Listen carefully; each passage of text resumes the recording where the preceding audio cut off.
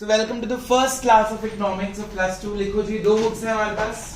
Number 1 macroeconomics, number 2 Indian economy. Macroeconomics and Indian economy.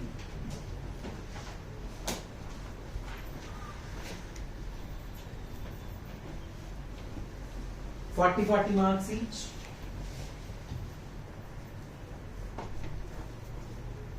$20 marks का आपका project work.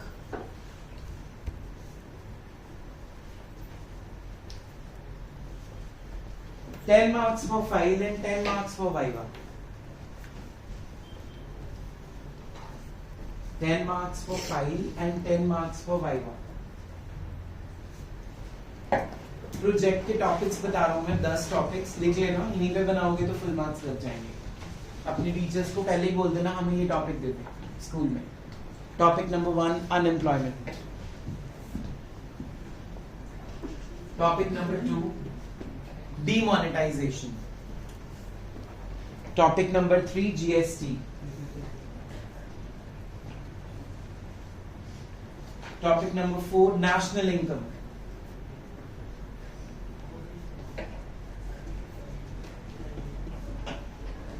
Topic number 5 क्या कर लिखा है मैंने? Unemployment, negotiation, GST and national employment. Inflation.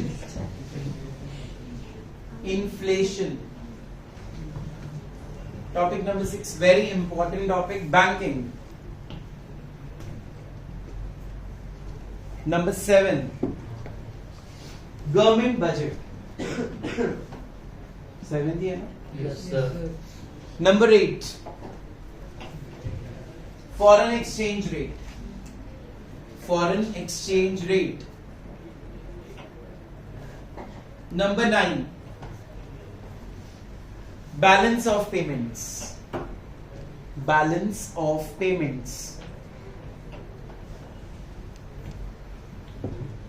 Number 10 infrastructure. ठीक है, इनके ऊपर जो प्रोजेक्ट वर्क है उसमें आपको बहुत कुछ मिल जाएगा और इसमें मार्क्स आप ज्यादा स्कोर कर सकते हो. ये इजी भी है और इंटरेस्टिंग भी है. ठीक है, अपनी फाइल बहुत सुंदर बनानी है इकोनॉमिक्स की. हाँ जी, चलो जी. New page, format of exam.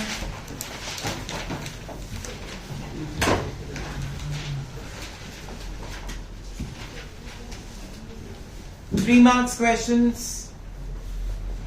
MCQs के बारे में मैं नहीं बता रहा हूं अभी क्योंकि डिसाइड नहीं हुआ. 3 मार्क्स क्वेश्चंस की वर्ड लिमिट है 70 वर्ड्स. इकोनॉमिक्स में टू द पॉइंट लिखना है, गप्पे नहीं चलेंगे बिल्कुल भी. Plus diagram. If asked 4 marks question. 80 to 90 words plus compulsory diagram. चाहे बोला हो पेपर में चाहे नहीं बोला हो, बनाना है. 6 marks question 100 to 120 words. 100 to 120 words plus compulsory diagram.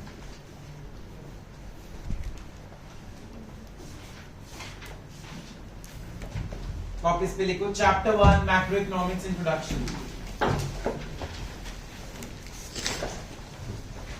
Macro economics introduction.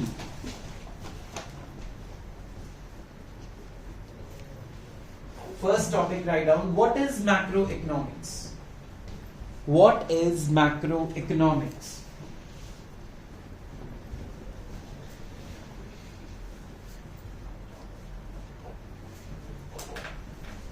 Macro is a word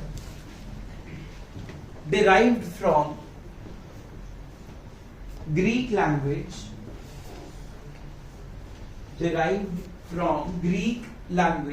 Greek के स्पेलिंग आते हैं. which means macros. which means macros, bracket में लिख लो large. Paragraph change. It is a branch of economics. It is a branch of economics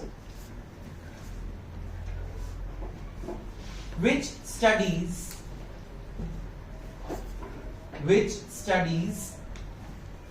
economic issues,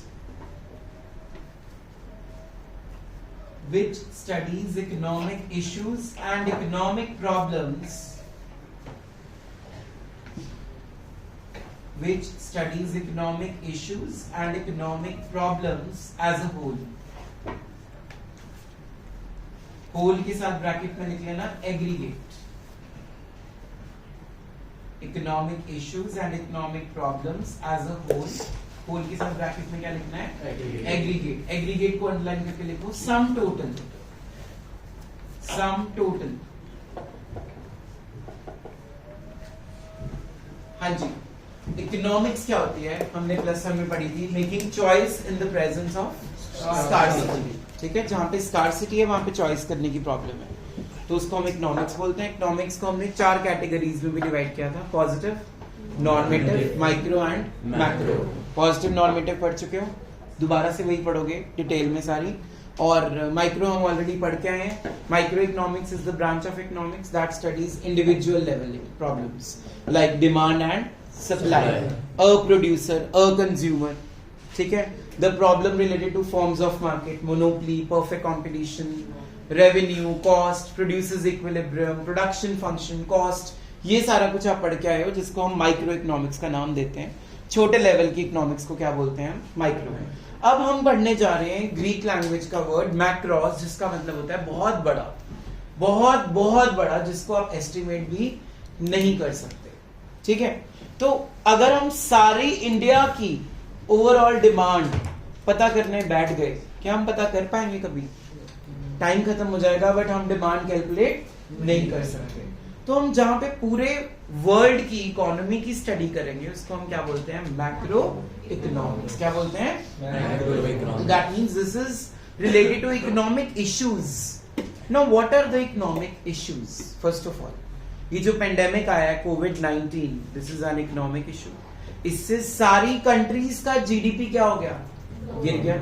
lockdowns लग गए, business खत्म हो गए, problem of unemployment I, population बढ़ गई इस एरा में, जिसके कारण और पॉवर्टी आई. ठीक है, इंफ्रास्ट्रक्चर जो इटली सबसे ज्यादा हॉस्पिटल्स के लिए मशहूर था, वो सारा का सारा क्या हो गया? डाउन. यूक्रेन की वॉर हो गई रशिया के साथ. There are lot of economic issues going on. ये सारी स्टडी को हम क्या नाम दे देंगे? एक छोटा सा क्यूट सा macro economics. National income, poverty, unemployment, ये सारी प्रॉब्लम्स, इंडियन इकोनॉमी की पूरी प्रॉब्लम्स. हमारा GDP, gross domestic product, GDP को क्या बोलते हैं? Gross domestic product. ये डाउन हो गया. ये सारी जो प्रॉब्लम्स आ रही हैं, पॉपुलेशन का बढ़ना, अनएम्प्लॉयमेंट, करप्शन, ये किसके इश्यूज हैं? मैक्रो के इश्यूज हैं. क्योंकि हम ऑल ओवर वर्ल्ड पढ़ने वाले हैं, सिर्फ अपनी इकोनॉमी ही नहीं पढ़ेंगे, हम ऑल ओवर वर्ल्ड पढ़ेंगे. ठीक है, तो मैक्रो इकोनॉमिक्स अगर डिफाइन करनी पड़े तो क्या लिखोगे?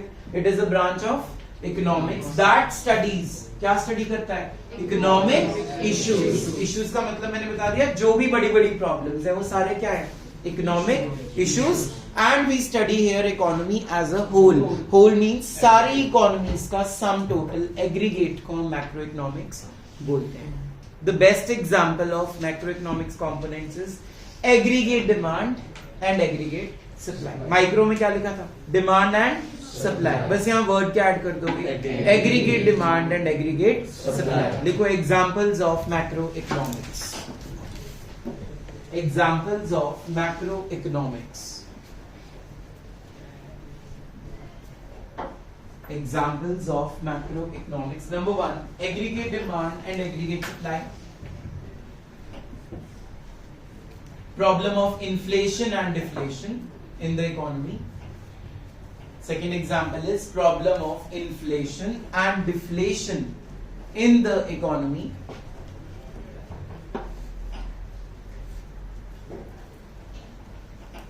Third, write down. Third example. Objectives of government budget. Objectives of government budget.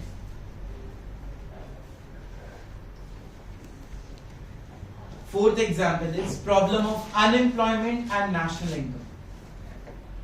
Problem of unemployment and national income. ये 4 एग्जाम्पल्स आपने याद करने हैं, अभी याद करो. नंबर 1 क्या है, जल्दी.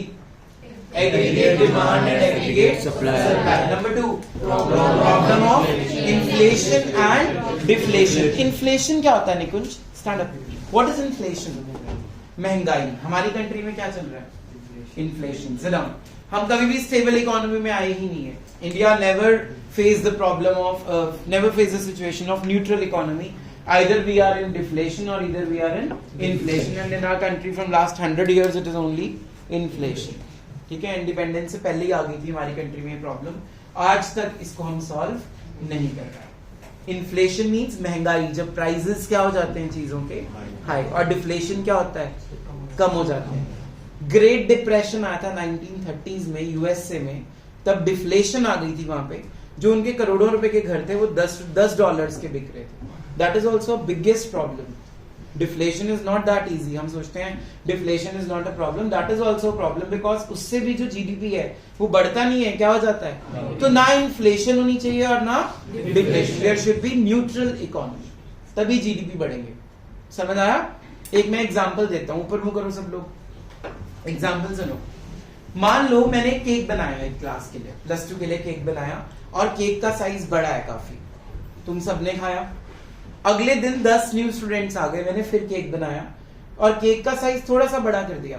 क्या तुम्हें उतना size of share of cake मिलेगा जो पिछले दिन मिला है? पॉपुलेशन तो बढ़ गई ना. तो जब पॉपुलेशन बढ़ी तो जो भी चीजें हमारे पास हैं अवेलेबल रिसोर्सेज, वो उनमें क्या हो जाएंगे? डिवाइड हो जाएंगे, जिसके कारण हमें फायदे नहीं मिलने वाले. समझ आ रहा है? तो even the cake, the size of the cake has increased. चाहे तुम्हारी सैलरी बढ़ा रही है गवर्नमेंट, चाहे प्राइवेट एंटरप्रेन्योर प्रॉफिट ज्यादा कमा रहा है, बट तुम लोगों के पास सेविंग्स क्या हो रही है? बढ़ने की बजाय क्या हो रही है? कम. तो उसका कोई फायदा. जीडीपी बढ़ता हुआ जरूर दिख रहा है, बट अगर तुम अपनी basic needs, food, clothing and shelter ही पूरा नहीं कर पा रहे हो, तो उसका कोई फायदा, जीडीपी का कोई फायदा नहीं है. जीडीपी का मतलब होता है ग्रॉस डोमेस्टिक प्रोडक्ट. जो हमारे इंडियन प्रोडक्ट्स हैं वो बिकने चाहिए. हम लोग सुबह उठते हैं, सबसे पहले हम ब्रश करने जाते हैं या वॉशरूम जाते हैं. Which soap we use normally?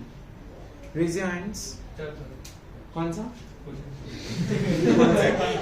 Which soap you use in the home? Lifebuoy. Lifebuoy is ban in USA, UK and Australia. पता है बात? चलो. Dettol. Dettol is again not an Indian brand. अब वीक कौन सा टूथपेस्ट करते हो आप? कोलगेट. लाखों खाओगा भरोसा. सुना है? तो Colgate is again not an Indian brand.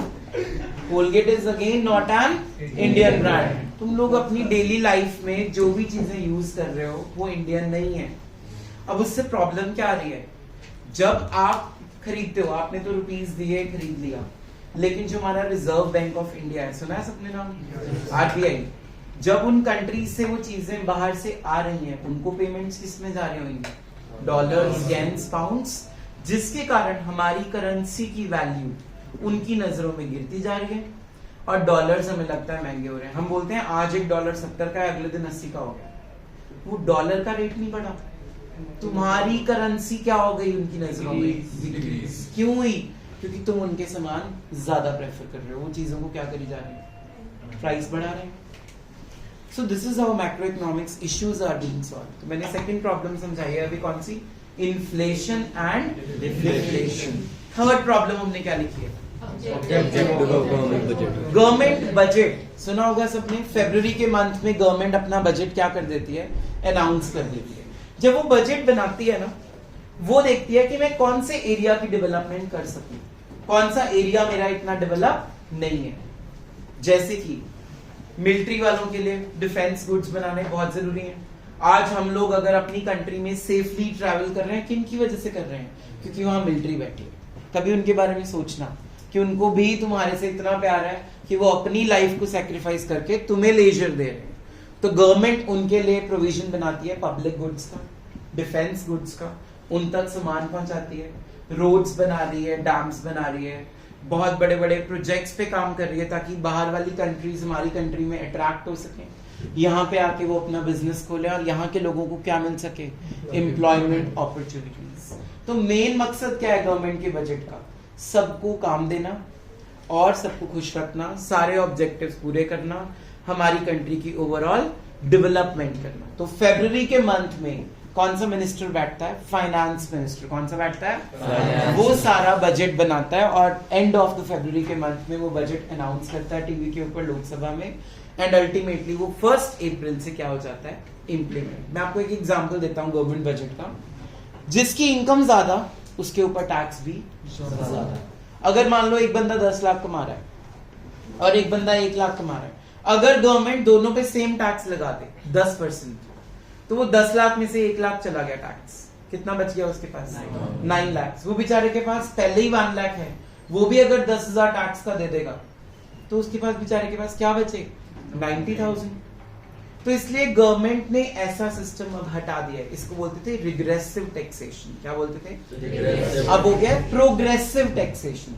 जिसकी इनकम ज्यादा उस पे टैक्स बर्डन ज्यादा, ताकि रिच और गैप में, रिच और पुअर में ज्यादा गैप ना बढ़े। बिकॉज हम बचपन से सुनते आ रहे हैं rich are getting more richer and poor are getting more, तो वो गैप को खत्म करना चाहती है गवर्नमेंट। तो इसलिए वो बजट बनाती है ताकि पूरी कंट्री की क्या हो सके, डेवलपमेंट। तो ये थर्ड एग्जांपल है हमारा मैक्रो इकोनॉमिक्स का। क्या है, ऑब्जेक्टिव्स ऑफ गवर्नमेंट बजट। पहला एग्जांपल क्या था, aggregate demand and aggregate. Aggregate का मतलब पता है, सम टोटल, पूरे इंडिया की डिमांड, पूरे इंडिया में जितनी सप्लाई हो रही है गुड्स की वो। सेकंड मैंने क्या प्रॉब्लम बताई, इन्फ्लेशन एंड, इन्फ्लेशन क्या होता है, जब प्राइसेस हाई हो जाते हैं, और डिफ्लेशन क्या होता है, जब प्राइसेस। हमारी इकोनॉमी हमेशा क्या होनी चाहिए, स्टेबल, न्यूट्रलाइज्ड इकोनॉमी होनी चाहिए, ना इन्फ्लेशन प्रॉब्लम हो ना डिफ्लेशन। थर्ड मैंने क्या बताया, गवर्नमेंट बजट। गवर्नमेंट बजट कौन से मंथ में अनाउंस होता है, बोलो, फरवरी। कौन सा मिनिस्टर करता है, फाइनेंस मिनिस्टर। 3 एग्जांपल्स क्लियर हो गए। फोर्थ एग्जाम्पल मैंने क्या लिखा है,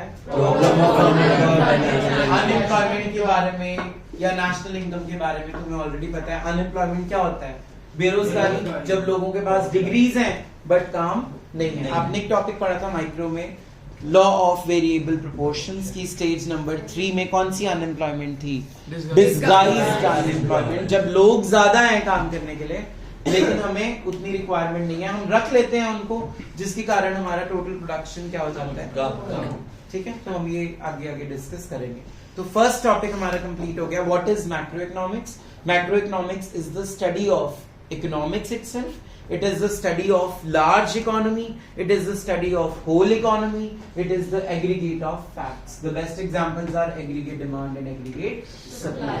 The best example is again can be the government budget, the problem of inflation and problem of deflation, the problem of unemployment, poverty, जो मर्जी लिख दो आगे, इंफ्रास्ट्रक्चर की प्रॉब्लम, नेशनल इनकम की प्रॉब्लम। अब नेशनल इनकम क्या होता है वो मैं अभी आपको बताता हूँ नेक्स्ट टॉपिक के अंदर। पहला टॉपिक क्लियर हो गया, मैक्रो इकोनॉमिक्स क्या होता है। मैक्रो इकोनॉमिक्स एक ब्रांच है किसकी, इकोनॉमिक्स की, जो स्टडी करती है इकोनॉमी को as a whole. Whole means aggregate of everything, total. Aggregate का मतलब क्या होता है, sum total. Is it clear. लिखो टॉपिक नंबर 2 नोटबुक्स के अंदर जल्दी। The second topic is scope of macroeconomics. Scope of macroeconomics.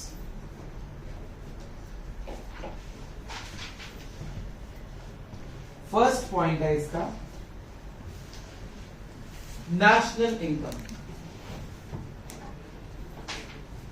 The very first point is national income. Second point is employment.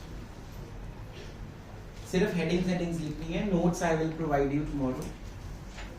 Number 3, money. Number 4, inflation and deflation. Number 5, government budget.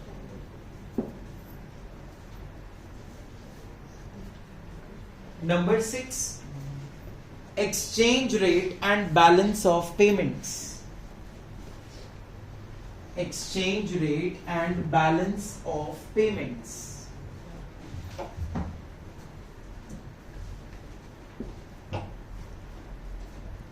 ठीक है, ये headings हैं किसकी, क्या topic है हमारा, scope of macro economics. Scope का मतलब होता है उसके फायदे, उसके एरियाज क्या क्या हैं, ठीक है, okay. Nikunj, what do you mean by national income? क्या ये वर्ड आपने पहले कभी सुना है? क्या होता है national income? Per capita income तो बिल्कुल डिफरेंट है नेशनल इनकम से। पर कैपिटा इनकम तो होती है total income divided by total population. National income तो ये होती नहीं पता? Sit down. Priti, नहीं पता। Anyone in the class, national income क्या होता है? गुरप्रीत सिंह, जसनूर। सर जो हमारा देश अर्न करता है फॉरेन गुड्स, मतलब इंडियन गुड्स एक्सपोर्ट करके। अच्छा, तो जो इंडिया में इनकम कर रहे हैं वो नेशनल इनकम नहीं है? वो भी नेशनल नहीं है, वो भी नेशनल इनकम है? पता नहीं सर। पता नहीं। देखो, दो तरह की इनकम्स होती हैं, यू भी ऊपर मुंह कर ले। पहली डोमेस्टिक इनकम, दूसरी नेशनल इनकम। डोमेस्टिक का मतलब तुम्हें पता है, with in the boundaries of a country. India का मैप उठा लो, जो जो उसकी बाउंड्री के अंदर अंदर इनकम हो रही है वो डोमेस्टिक इनकम हो गई। क्या हो गई वो?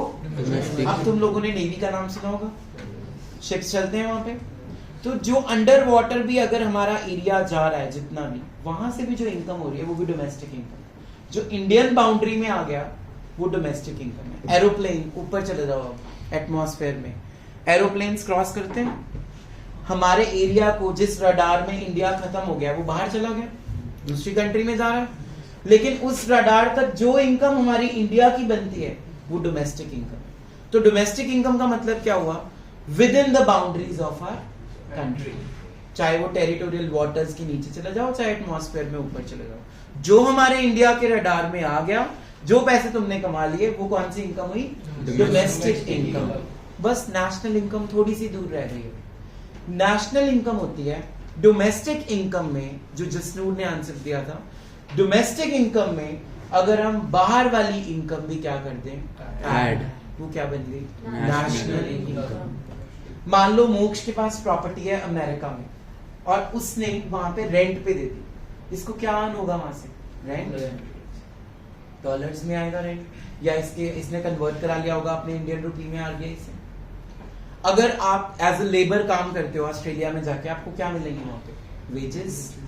अगर आप किसी को अपना पैसा लोन पे दे रहे हो, आपको क्या मिलेगा उस पे? इंटरेस्ट। अगर आप खुद एक बिजनेसमैन हो, एक एंटरप्रेन्योर हो, एक टाइकून हो, आपको क्या अर्न होंगे? प्रॉफिट्स। तो यही 4 फैक्टर्स ऑफ प्रोडक्शन हमने +1 में पढ़े थे, land, labour, capital, entrepreneurship. Land के बदले में रेंट, लेबर के बदले में वेजेस, कैपिटल पे इंटरेस्ट, और एंटरप्रेन्योर को क्या मिलता है? अगर ये बाहर वाली कंट्री से आ रहे हैं निकुंज, तो डोमेस्टिक इनकम में इसको प्लस कर दे, वो क्या बन गई? तो national income means nothing but what? Your domestic income plus net factor income from abroad.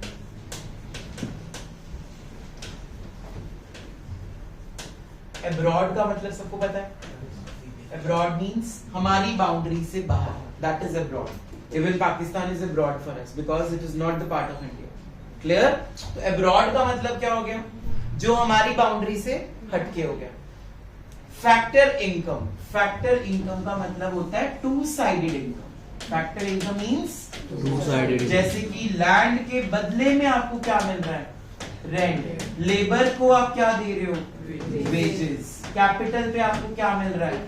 Interest. और एंटरप्रेन्योर के ऊपर प्रॉफिट्स। तो ये हुआ ना टू साइडेड। बट अगर मान लो गैविन के चाचू ने बाहर से इसको फोन गिफ्ट कर दिया, आईफोन भेज दिया, क्या वो टू साइडेड इनकम हुई? Is it two sided? No. Gift आई है हमें, तो वो नेशनल इनकम का पार्ट नहीं। Always two sided incomes are the part of national incomes. जब तक आप कुछ नहीं कर रहे, आपको इनकम नहीं आएगी। If I am teaching you, I will earn my fees. Yes और नो? That is national, that is the part of national income, whether in India, whether from outside, that is abroad. तो अब अगर तुमसे कोई भी क्वेश्चन पूछे national income क्या होता है, एक लाइन में जवाब देना है। डोमेस्टिक इनकम में क्या ऐड कर दें? Net factor income from abroad. Abroad का मीनिंग सबको पता लग गया? Factor income means double sided, to sided incomes. Land के बदले में क्या मिलता है? बोलो रेंट। लेबर पे क्या मिलती है? वेजेस। कैपिटल पे क्या मिलता है? इंटरेस्ट। और एंटरप्रेन्योर क्या अर्न करता है? ठीक है। तो जहां आपने नेशनल इनकम लिखा है पॉइंट, उसकी ब्रैकेट में क्या लिख लोगे अभी? Domestic income plus net factor income from abroad. जल्दी,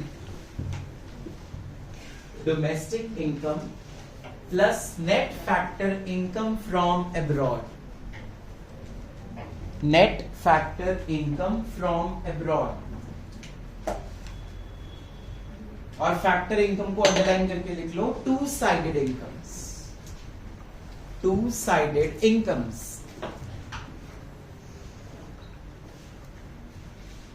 फर्स्ट पॉइंट इज क्लियर।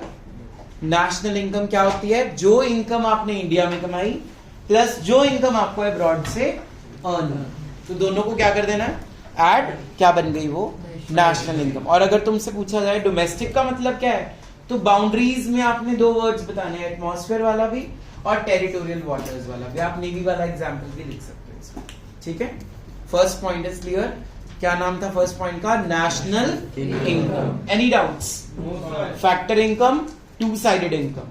जो वन साइडेड इनकम होती है उसको बोलते हैं ट्रांसफर इनकम। क्या बोलते हैं? ट्रांसफर। जैसे गवर्नमेंट स्कूल्स में मिड डे मील्स मिलते हैं, ठीक है। गवर्नमेंट ने स्कॉलरशिप दे दी, गवर्नमेंट ने कोई इंटर मैच करवा दिया कंपटीशन, उसमें कोई विनर हो गया, उसके लिए तुम्हारे को तो कोई पैसे देने की जरूरत नहीं पड़ी, तुम्हें अर्न हुई।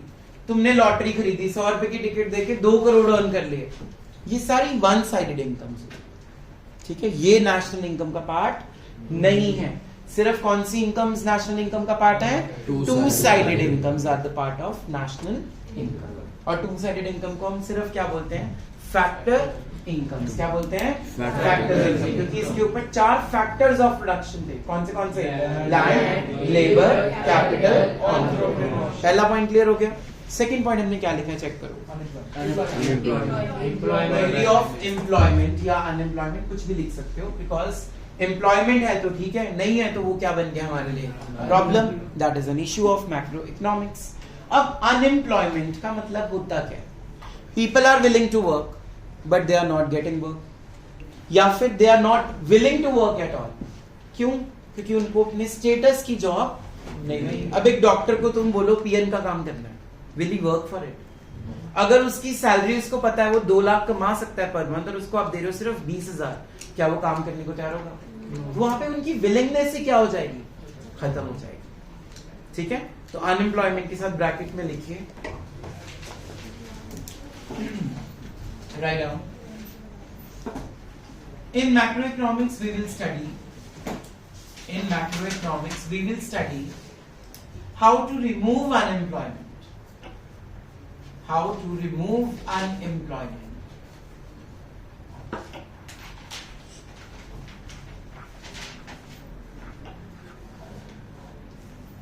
Okay, Danish, stand up and tell me any 5 ways how you can remove unemployment from a country. Giving more jobs opportunity. How? There are no places for new factories. Contacting with multinational companies to settle. बाहर भेजने, नहीं, MNCs को settle. MNCs को लें। India में. चलो और बताओ, आगे MNCs। Next, Government. गवर्नमेंट कुछ करे, ठीक है। नेक्स्ट, करेगी भी गवर्नमेंट, फिर बैठ रहे हैं हम। हमारी CBSE ने कुछ करा है अनएम्प्लॉयमेंट को रिमूव करने के लिए, पता है कुछ? न्यू एजुकेशन पॉलिसी इंप्लीमेंट करती है।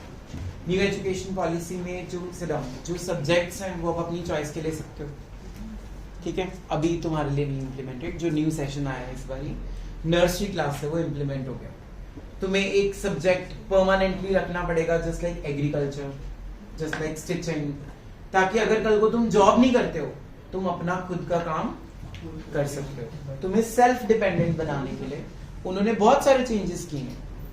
10th क्लास का बोर्ड हटा दिया, 12th क्लास का बोर्ड हटा देंगे वो। क्यों? क्योंकि एक पर्टिकुलर एज आ जाएगी, 18 साल से पहले आप +2 में कर ही नहीं सकते पास आउट। डिग्रीज इतनी सारी हैं लेकिन जॉब्स नहीं है, तो उन्होंने अपनी एजुकेशन पॉलिसी को ही क्या कर दिया, चेंज। किस लिए, मेन मकसद क्या है, ताकि अनएम्प्लॉयमेंट जैसी प्रॉब्लम को थोड़ा बहुत कंट्रोल वो कर सके। एक टॉपिक आपने पढ़ा था मनरेगा, रिमेंबर, महात्मा गांधी की स्कीम थी 100 डेज की एम्प्लॉयमेंट प्रोवाइड करनी है रूरल एरियाज में। तो ऐसी इम्प्लीमेंटिंग जो स्कीम्स होती हैं गवर्नमेंट कर रही है ताकि वो किस प्रॉब्लम से आपको छुटकारा दिला सके, अनएम्प्लॉयमेंट। अगर अनएम्प्लॉयमेंट रिमूव होगी तो पॉवर्टी जैसी प्रॉब्लम भी अपने आप रिमूव होगी, करप्शन जैसी प्रॉब्लम्स भी थोड़े हद तक सॉल्व हो सकते हैं, बिकॉज अनएम्प्लॉयमेंट से ये सारी प्रॉब्लम जनरेट होती हैं। बिगेस्ट प्रॉब्लम क्या है, इंडिया नंबर 1 पे आ गया उसमें, पॉपुलेशन में हम नंबर 1 पे पहुंच चुके हैं, ठीक है। China is now second number and we are on the number 1। Congratulations.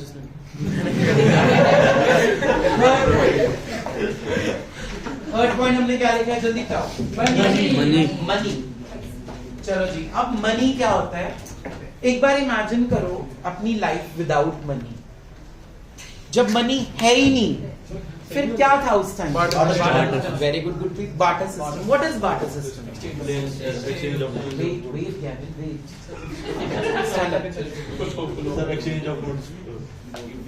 अच्छा, तुझे नहीं लगता वो सिस्टम सही था?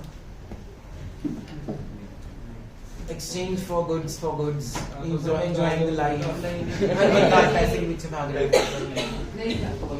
नहीं था। Sit down. क्या प्रॉब्लम्स आती होंगी बार्टर सिस्टम में? जैसे अगर कोई मिल्क बेचता और वो क्लोथ वाले के पास जाएगा तो मिल्क तो लीटर में है और क्लोथ वो उसमें है, तो कैसे? Very good answer. मतलब हम कंपैरिजन नहीं कर पाते। स्टैटिस्टिक्स में पढ़ा होगा ना, कंपैरिजन सेम चीज का हो सकता है। Height of one student can not be compared with the weight of another. Similarly litres को हम मीटर्स में कन्वर्ट नहीं कर सकते। Good answer. ये एक प्रॉब्लम थी बार्टर सिस्टम की। तो पहले हम थोड़ा सा जानते हैं बार्टर सिस्टम के बारे में। बार्टर सिस्टम को हम बोलते हैं CC economy, commodity for commodity. क्या बोलते हैं? Commodity for commodity. तो इसका शॉर्ट फॉर्म क्या है? CC economy. बोलो क्या बोलना है? CC economy. C means commodity for commodity. तो बार्टर सिस्टम की सबसे पहली प्रॉब्लम बताता हूं तुम्हें, डबल कोइंसिडेंस ऑफ वांट्स। मान लो हार्दिक के पास एक बफलो, ठीक है, और यूवी के पास एक शीप है। अब इसको चाहिए शीप, उसको चाहिए बफलो, ये एक दूसरे को जानते ही नहीं। अब बेचारे को क्या करना पड़ेगा? खुद के लगने।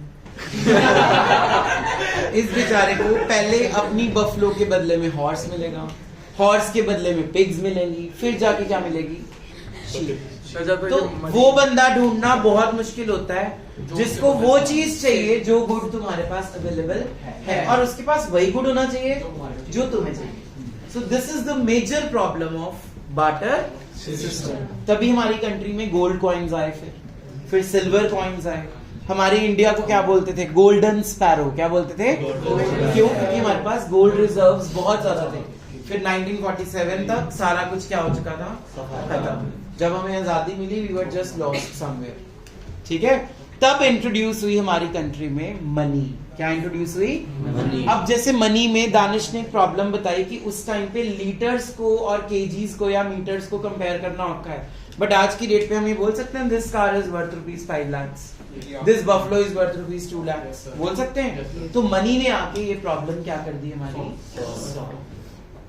समझ आया? तो मनी के साथ ब्रैकेट में सिर्फ एक वर्ड लिख लो, CC economy, that is commodity for commodity. किस किस को समझ नहीं आ रहा? Stand up Prince. Barter system explain कर। बार्टर सिस्टम सर होता था कमोडिटी फॉर कमोडिटी। जैसे कि मेरे पास चीनी है, उसके पास चावल है, मेरे को चाहिए चावल, उसको चाहिए चीनी, तो आप अच्छा, एक और प्रॉब्लम हो सकती है बार्टर सिस्टम में, एक और प्रॉब्लम भी हो सकती है बार्टर सिस्टम में। जैसे तुम लोगों ने कोई प्रॉमिस किया कि मैं आपको फ्यूचर में ये क्रॉप्स दे दूंगा, मेरी अभी जो ग्रास लैंड है उसके ऊपर क्रॉप्स उगेगी, मैं अगले साल आपको वो क्रॉप्स, आपने प्रॉमिस कर दिया, फ्लड आ गया, आपका प्रॉमिस क्या हो गया? खत्म। आपने बोल दिया कि मेरी काऊ को काफ होगा तो मैं वो काफ आपको दे दूंगा। इन द मीनवाइल काऊ की क्या हो गई? डेथ। वो प्रॉमिस क्या हो गया? खत्म। लेकिन मनी ने ये चीज क्या कर दी आज भी सॉल्व। आप फ्यूचर में पेमेंट इजीली कर सकते हो, चाहे आप बैंकरप्ट हो जाओ, चाहे इंसॉल्वेंट हो जाओ, फिर भी एक चांस है, स्कोप है कि मनी तो आ ही जाएगी कहीं ना कहीं से।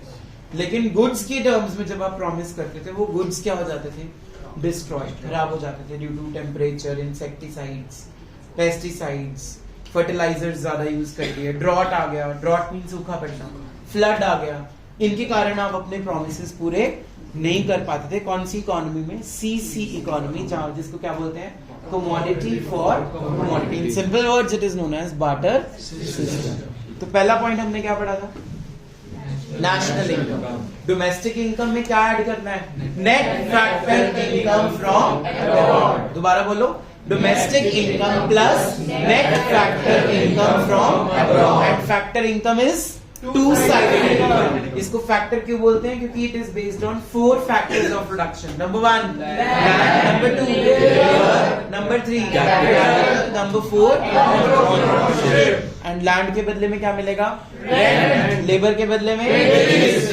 कैपिटल के बदले में एंड एंटरप्रेन्योर को प्रॉफिट। सेकेंड पॉइंट हमने क्या पढ़ा अभी अनएम्प्लॉयमेंट या एम्प्लॉयमेंट। ठीक है, अनएम्प्लॉयमेंट को कैसे खत्म करेंगे हम, ये मैक्रो इकोनॉमिक्स में पढ़ेंगे। थर्ड पॉइंट हमने क्या डिस्कस किया, मनी जब नहीं थी तो क्या था, इकोनॉमी, जिसको हम क्या बोलते थे, बार्टर सिस्टम। तीनों पॉइंट्स में कोई डाउट? नंबर 4 रीड आउट क्या है, इन्फ्लेशन। Already discuss. इन्फ्लेशन का मतलब होता है जब डिमांड ज्यादा है और सप्लाई क्या है, कम, यूवी।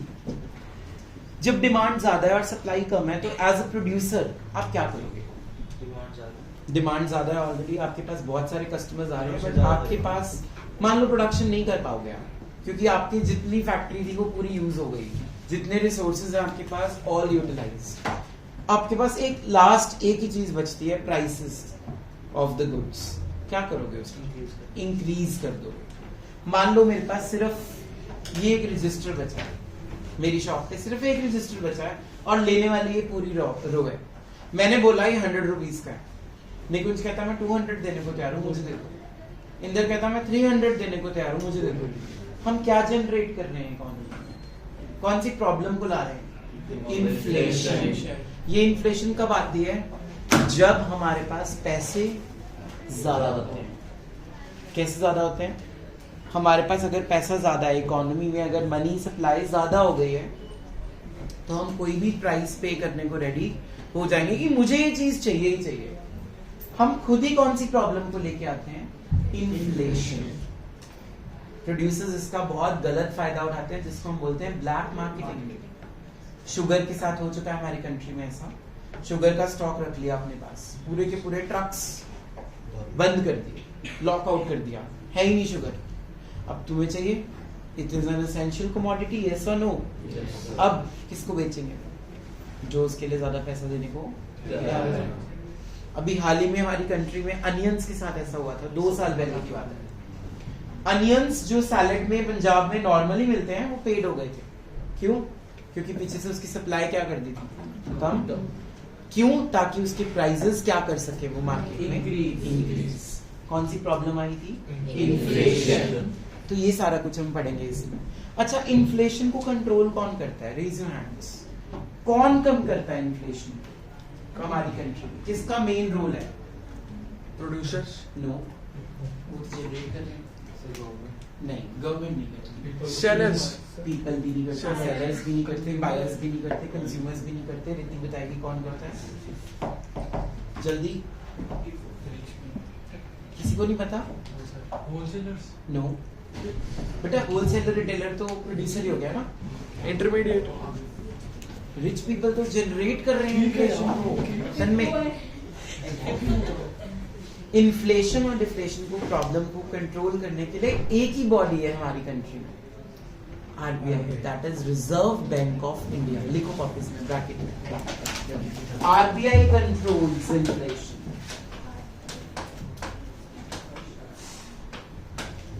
और हम ये बहुत इंटरेस्टिंग चैप्टर में पढ़ेंगे जिसका नाम है थ्योरी ऑफ मनी। ठीक है, इसके बाद में यही चैप्टर स्टार्ट कराऊंगा तुम्हें। इन्फ्लेशन और डिफ्लेशन को कैसे कंट्रोल करता है आरबीआई, इसके लिए आपको वेट करनी पड़ेगी 2 more days। चले आगे। नेक्स्ट प्रॉब्लम क्या लिखी है हमने? गवर्नमेंट बजट हम ऑलरेडी डिस्कस कर चुके हैं। गवर्नमेंट बजट क्यों बनाती है? ताकि सारे एरियाज की क्या हो सके, डेवलपमेंट। कोई भी एरिया ऐसा नहीं रहना चाहिए जो डेवलप ना हो। मैं आपको एक एग्जांपल देता हूँ। रिमोट एरिया या फिर अंडर डेवलप्ड एरिया को हम बोलते हैं Rajiv Gandhi international technology park, जो हमारे पंचकुला में, सबको पता है, आईटी पार्क भी बोलते हैं उसको, ठीक है। वहां पे एक बहुत फेमस मॉल बनाया गवर्नमेंट ने, नाम बताओ। आईटी पार्क पंचकुला, किसी को नहीं पता? होमवर्क है तुम्हारा। हमारे आईटी पार्क में कौन से मॉल्स हैं, उनके नाम लिख के आने का, ठीक है। मैं तुम्हें एग्जांपल दे देता हूँ। चलो मैं तुम्हें एक मॉल बता देता हूँ, डीटी मॉल, ठीक है। डीटी मॉल है वहां पे। अब गवर्नमेंट ने क्या स्कीम लॉन्च की? मान लो हार्दिक के पास बहुत पैसे, मैं गवर्नमेंट को मैंने बोला तू वहां पे ना एक शोरूम खोल ले अपना या मॉल बना दे, मैं तेरे से 15 साल तक कोई भी टैक्स चार्ज नहीं करूंगा। हार्दिक का फायदा क्या होगा? उसके पैसे यूटिलाइज हो गए, जो उसके पास पैसे पड़े थे वो एक मॉल में कन्वर्ट हो गए, मॉल में लोग जाना शुरू होंगे, वो एरिया की क्या हो जाएगी, डेवलपमेंट। वहां कोई जाता नहीं, कोई भी नहीं है, वहां के जो आसपास के फ्लैट्स बनने शुरू हो जाएंगे, वो एरिया क्या होने लग जाएगा, डेवलप। तो गवर्नमेंट ऐसे अपना बजट बनाती है कि सारी कंट्री में जितने भी रिमोट एरियाज है, रिमोट का मतलब समझ रहे हो, अंडर डेवलप्ड, जो प्रॉपरली डेवलप नहीं है, वो डेवलप होने क्या हो जाए, स्टार्ट। तुम 10 साल पहले खरड़ का नाम अगर तुम्हें सुना हो तो वहां पे क्या था, सिर्फ जंगल। अब वहां पे क्या होना शुरू हो गया, डेवलपमेंट। हाईवे बन गया, तो वहां पे बहुत सारी जो डेवलपमेंट्स है, सैनिटेशन नहीं थी वहां पे, it was the biggest problem. Roads कच्ची थी, बहुत ज्यादा प्रॉब्लम आती थी लोगों को, लेकिन अब वो प्रॉब्लम्स धीरे धीरे क्या हो जाएंगी, कम, क्योंकि गवर्नमेंट ने अपने बजट में इस चीज को ऐड करके उस एरिया की क्या कर दी, डेवलपमेंट। अब वहां पे प्रॉपर्टी के रेट्स भी क्या हो जाएंगे, हाई। पहले क्या थे, तो ये मकसद होता है किसका, गवर्नमेंट बजट। समझ आ रहा है? तो गवर्नमेंट बजट कौन से मंथ में अनाउंस होता है, कौन सा मिनिस्टर करता है अनाउंस, फाइनेंस मिनिस्टर। और गवर्नमेंट का मेन मोटिव क्या है, सारे एरियाज की क्या करना, डेवलप करना। हमारी मिलिट्री का भी ध्यान रखना, हमारे पब्लिक गुड्स बनाना, रिच और पुअर के गैप को कम करना बाय यूजिंग टैक्सेशन सिस्टम। कौन सा टैक्स फॉलो करते हैं हम, प्रोग्रेसिव टैक्स फॉलो करते हैं। जिसकी इनकम ज्यादा है उस पे टैक्स का बर्डन भी ज्यादा है, जिसकी इनकम कम है उस पे टैक्स का बर्डन भी कम है। तो इसकी ब्रैकेट में लिख लो प्रोग्रेसिव टैक्स।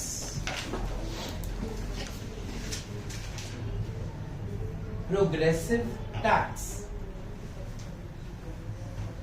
चले आगे। 6th पॉइंट आपने क्या लिखा है, exchange rate and balance of payments. पहले हम बात करते हैं एक्सचेंज रेट की। एक्सचेंज रेट का सिंपल मीनिंग है $1 is equals to ₹70. Next day I'm writing $1 is equals to ₹85 and so on. Exchange rate का मतलब क्या हुआ कि आपको $1 कितनी इंडियन करेंसी में मिलेगा। अगर आप 70 रुपए अपनी करेंसी के दे रहे हो, आपको वहां का ₹1 मिल रहा है, $1 मिल रहा है। ये जो $1 is equals to 70 रुपीज है, हमारी खुद की गलतियों के करके है, क्योंकि हम बाहर वाला सामान ज्यादा यूज कर रहे हैं, अपने इंडियन प्रोडक्ट्स को कम यूज कर रहे हैं। इसीलिए हमारा जो बैलेंस ऑफ पेमेंट है वो किस में जा रहा है, लॉसेस में। What is balance of payments, imports should be equal to exports, but हमारी कंट्री के हाल क्या है, imports are greater than exports, so we have to pay them into the dollars and yens and pounds in their currency. Therefore the currency of our country will what, depreciate. Decrease नहीं बोलना, क्या बोलना है, depreciate। मतलब हमारी currency की value क्या होती जाती है, डाउन, और डॉलर्स क्या होते जाते हैं, हाई। तुम लोगों को डॉलर्स क्यों चाहिए, बाहर का सामान खरीदने के लिए चाहिए, बाहर पढ़ने जा रहे हो तब चाहिए, बाहर घूमने जा रहे हो तब चाहिए, कई लोगों का शौक है अपने पास डॉलर्स रखने का तब चाहिए, तुमने कोई इन्वेस्टमेंट करनी है बाहर तब चाहिए, तुमने फोन खरीदा बाहर से तब चाहिए। There are lot of things. हमारे डेली लाइफ के प्रोडक्ट्स जो मैंने अभी एग्जांपल दिए थे, कोलगेट, लाइफ बॉय, ये सारे इंपोर्टेड प्रोडक्ट्स हैं। तो हमारी करेंसी की वैल्यू क्या हो जाती है? कम।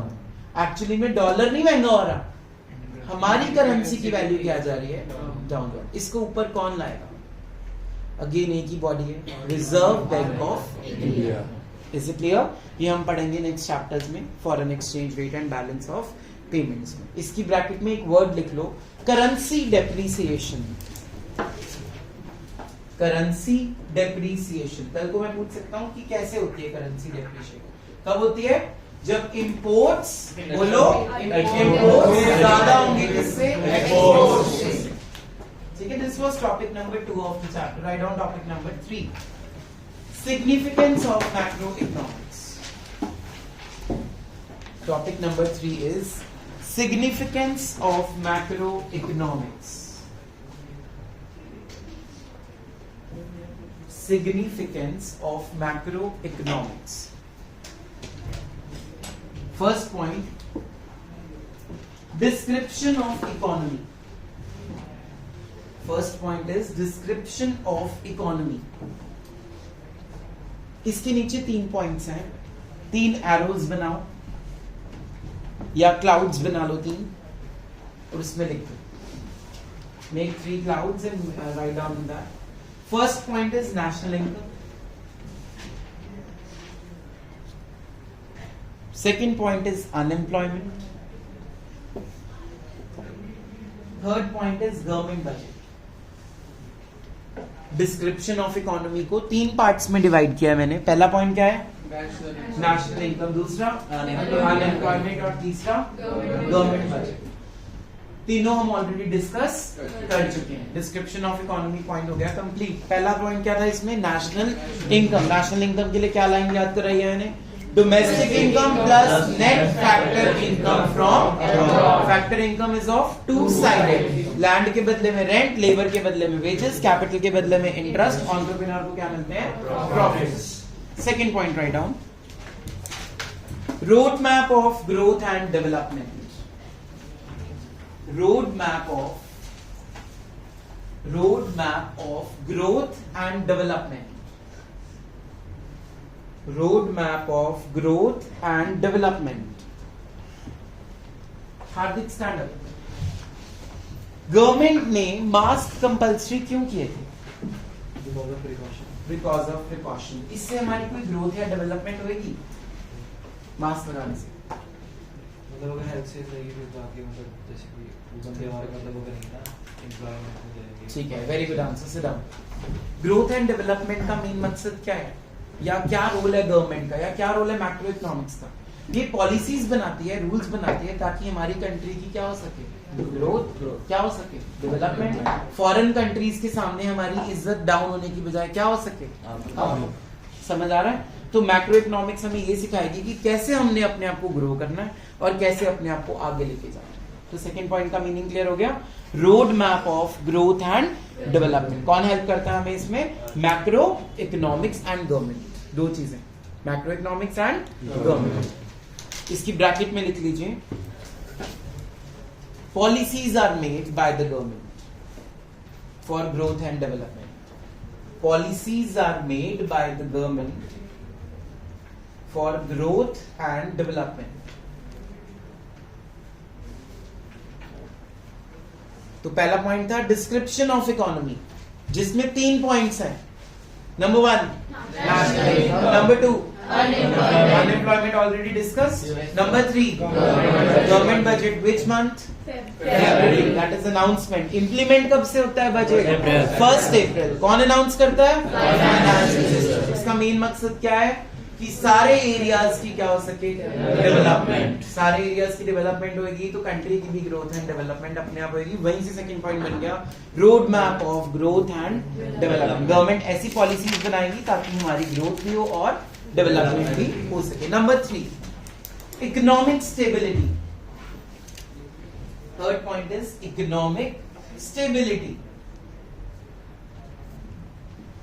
दानिश, स्टेबल इकोनॉमी कौन सी इकोनॉमी है? बताया था मैंने अभी, न्यूट्रल इकोनॉमी कब होती है? जब क्या ना हो। इन्फ्लेशन भी ना और डिफ्लेशन भी। Very good answer, sit down. Stable economy को क्या बोलेंगे?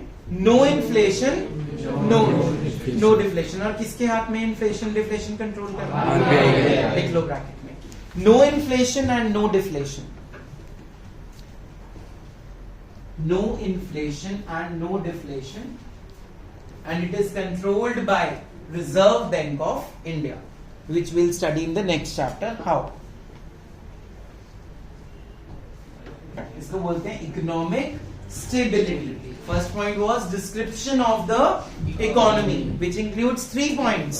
Number 1, national income. Number 2, unemployment. Number 3, government. Second point is roadmap of growth and development. And number 3 is economic stability. That means there is no inflation and no deflation, and this must be controlled with the help of RBI. Number 4, write down balance of payments. Balance of payments.